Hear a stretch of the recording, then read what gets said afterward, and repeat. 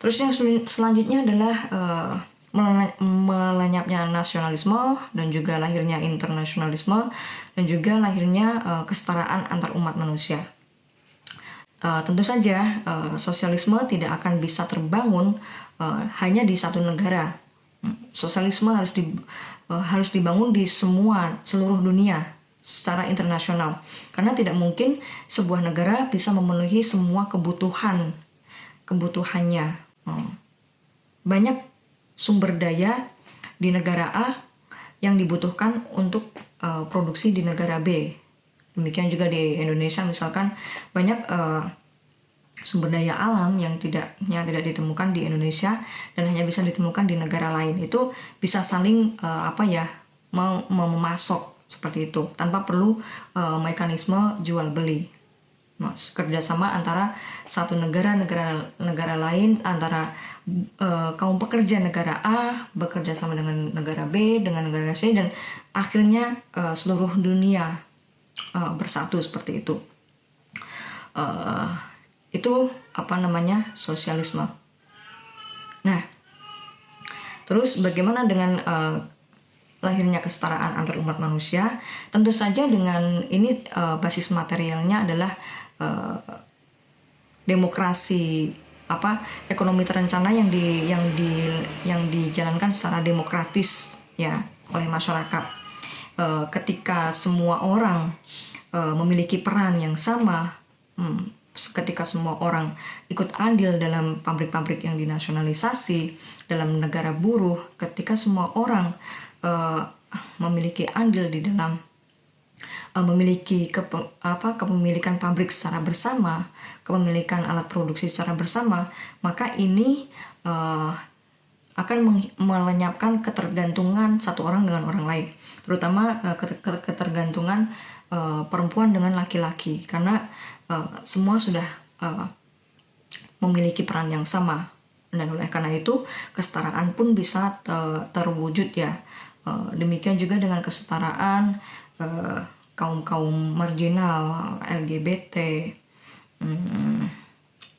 etnis minoritas, agama minoritas, dan sebagainya.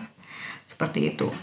Oke, sekarang kita masuk ke bagian yang kedua, yakni bagaimana cara mencapai sosialisme. Oke. Mungkin banyak ya di luar sana, terutama para pendukung borjuasi, memandang bahwasanya sosialisme itu bagus, baik, akan tapi utopis alias mustahil dicapai atau diwujudkan. Tapi ini adalah sebuah kekeliruan besar ya, karena sosialisme kami, yakni sosialisme ilmiah, didasarkan pada sosialisme yang ingin kami bangun senantiasa didasarkan pada basis material yang benar-benar ada di dalam masyarakat ya. Yang ada di dalam masyarakat dan bisa digunakan untuk membangun sosialisme.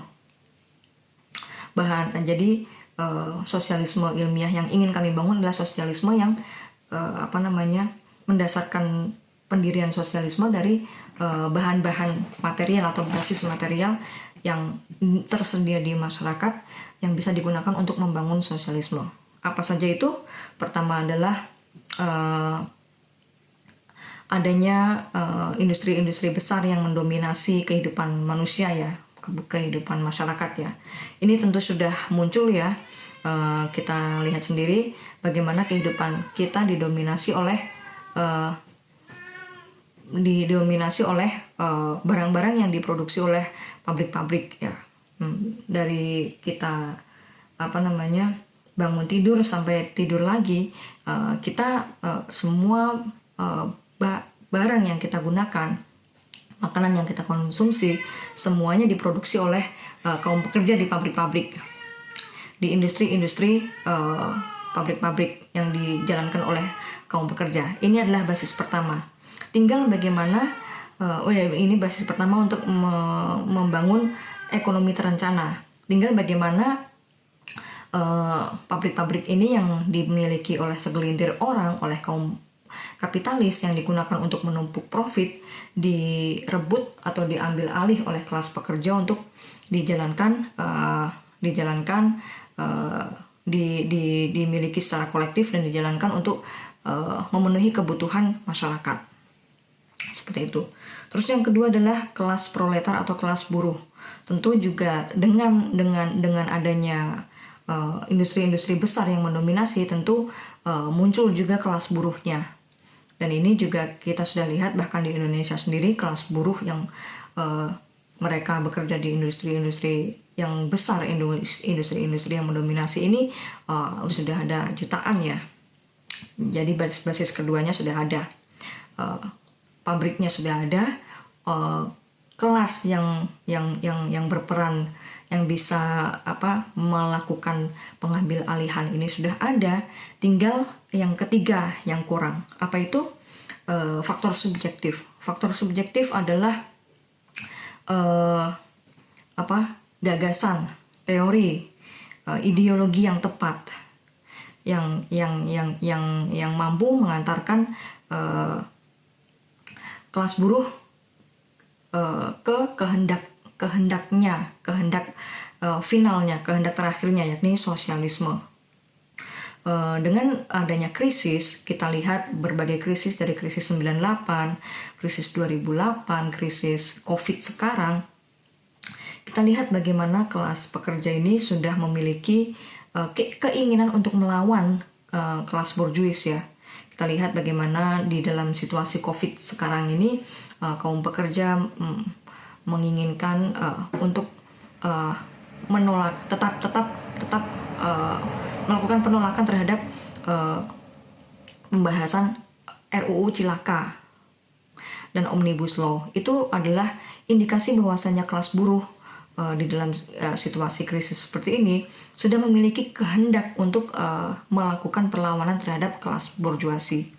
Akan tapi yang belum ada adalah faktor subjektif yang memberikan gagasan, teori, dan ideologi yang tepat, yang akan menjadi ekspresi sadar dari kehendak tidak sadar kaum pekerja untuk merebut kekuasaan daripada kelas borjuasi dan membangun sosialisme untuk kesejahteraan mereka. Inilah yang tidak ada, faktor subjektif ini. Dan inilah tujuan kami, Front Muda Revolusioner, melakukan diskusi ini ya, melakukan diskusi ini. Dan ini adalah tujuan dari berdirinya organisasi Front Muda Revolusioner ya, yang merupakan Front Muda Revolusioner ya.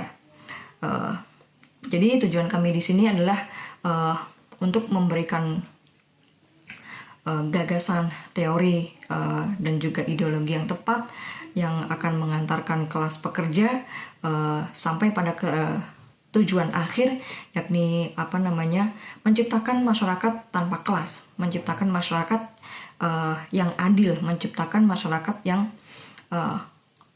menciptakan ekonomi terencana untuk memenuhi semua kebutuhan seluruh umat manusia, seperti itu, dan mengakhiri kejahatan kelas kapitalis, seperti itu. Itu adalah tujuan kami. Tapi yang terpenting sekarang bagi kaum pekerja adalah membangun basis ideologi, basis gagasan, basis teori, agar gerak mereka, agar kehendak mereka bisa tersalurkan sampai pemenuhan terwujudnya sosialisme gitu. Nah, bagaimana untuk membangun ideologi itu, untuk membangun teori yang tepat, untuk membangun gagasan yang tepat. Nah, untuk itulah kami mengundang kawan-kawan kaum pekerja dan juga kaum muda, dan siapapun yang ingin mewujudkan masyarakat yang lebih adil, tatanan masyarakat yang lebih adil, ingin mewujudkan masyarakat yang perekonomian yang terencana, yang bisa memenuhi kebutuhan seluruh umat manusia, dan ingin mengakhiri kejahatan kapitalisme, maka kami mengundang kawan-kawan semua untuk bergabung ke organisasi kami, Front Muda Revolusioner. Mari kita bangun bersama-sama basis ideologi, gagasan, teori yang tepat, yang kuat, sebagai fondasi yang akan mengantarkan kita ke masyarakat tanpa kelas, yakni sosialisme. So, ya, kami mengundang teman-teman semua untuk bergabung sekarang, bergabung di Front Muda Revolusioner. Terima kasih.